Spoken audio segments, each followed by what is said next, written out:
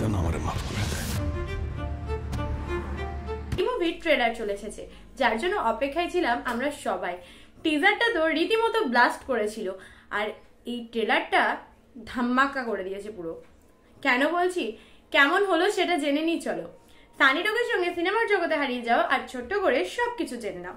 আফরিন নিশো যে একটা ধাম্মাকা করতে চলেছে, এটা ট্রেলারে আমাদের স্পষ্ট বুঝিয়ে দিয়েছে। 2 মিনিট 27 সেকেন্ডের ট্রেলার, কোনো জায়গায় দম ফেলার টাইমটুকু নেই।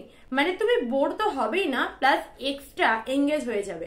স্টোরি লাইন হচ্ছে দাগি, মানে মেন লিড এমন কিছু একটা ঘটনা ঘটায় বা কিছু একটা ঘটনার শিকার হয়, যেটার জন্য তাকে 14 বছর জেলে থাকার আদেশ দেওয়া হয়। 14 বছর পরে সে জেল থেকে বেরোয় নাকি 14 বছরের আগেই সে জেল থেকে বেরিয়ে যায়, সেটা ঠিক 50-50 মানে ক্লিয়ার না। তবে জেল থেকে বেরোনোর পরে অনেক কিছু সহ্য করতে হয় তাকে, এটার হালকা ঝলক দেখানো হয়েছে। এছাড়াও মার্কাটেরই অ্যাকশন তো রয়েছে, আর রয়েছে ইমোশন, রোম্যান্স, প্রেম, সবকিছু। সে একজনকেই ভালোবাসে, যার জন্য সে সবকিছু করতে পারে। এমনকি কিছু কিছু ডায়লগে এটাও বোঝা গেছে যে দাগি চাই সে জেল থেকে বেরোনোর পর সবকিছু যেন ঠিক হয়ে যায়। যারা যারা তাকে ভুল বুঝেছে বা যারা যারা তার প্রতি রেগে আছে, তারা যেন সবকিছু ঠিক করে নেয়। আর সবকিছু ঠিক হয়ে যাবে কিনা সেটা তো আমরা মুভিতেই দেখতে পাবো।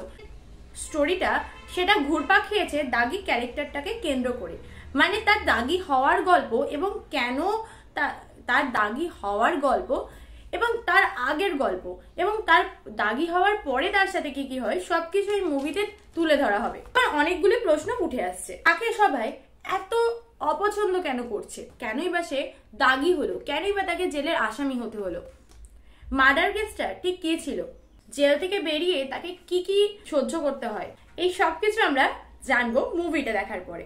তবে এটুকু ক্লিয়ার, এই মুভির অলরেডি একটা ব্যাক স্টোরি আছে, তাকে বেস করেই স্টোরিটা কন্টিনিউ হবে।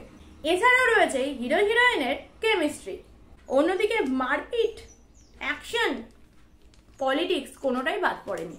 আমার মনে হয় ট্রেলারে যে ব্যাকগ্রাউন্ডের ভয়েস রয়েছে, সেই ভয়েসের যে স্টোরি টেলিং এর ব্যাপারটা, সেইটুকুই যথেষ্ট একটা দর্শককে এই মুভিটার প্রতি আগ্রহী করে তুলতে। অ্যাক্টিং, প্রেজেন্টেশন, স্টোরি লাইন দম আছে বস।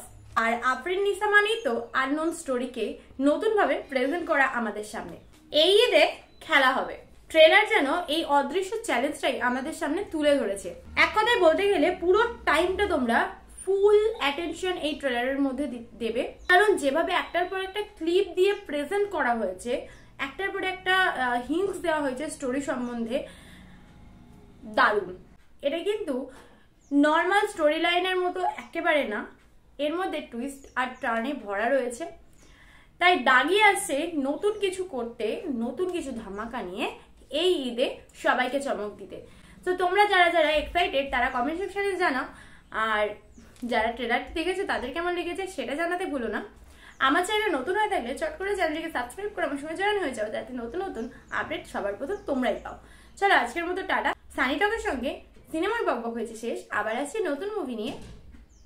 তোমরা সবসময় থাকো ফ্রেশ। টাটা।